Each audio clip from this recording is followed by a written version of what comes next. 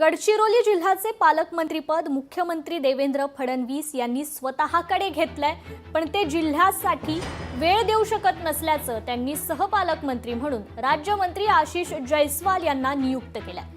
यावरून काँग्रेसने टीका देखील केली आहे। गडचिरोली सारख्या छोट्या जिल्ह्याला दोन पालकमंत्र्यांची गरज काय असा सवाल करत सहपालकमंत्र्यांनाच पूर्ण अधिकार देऊन पालकमंत्री करावं अशी मागणी काँग्रेसचे खासदार डॉक्टर नामदेव किरसान यांनी केली आहे।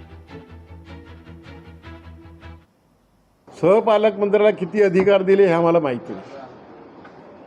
मग जर पूर्णच अधिकार सहपालकमंत्र्याला दिले असतील तर मग त्यांनाच पालकमंत्री करावं ना। सहपालकमंत्री कशाला पाहिजे? गडचिरोली सारख्या छोट्या जिल्ह्यासाठी दोन पालकमंत्री कशाला पाहिजे? जे सहपालकमंत्री आहेत त्यांनाच फुल फ्लेज पालकमंत्री करा, मला मान्य आहे।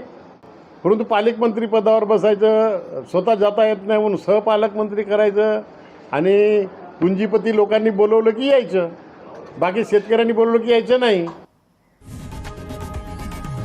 लोकशाही मराठी ऐका, पहा, जागरूक रहा।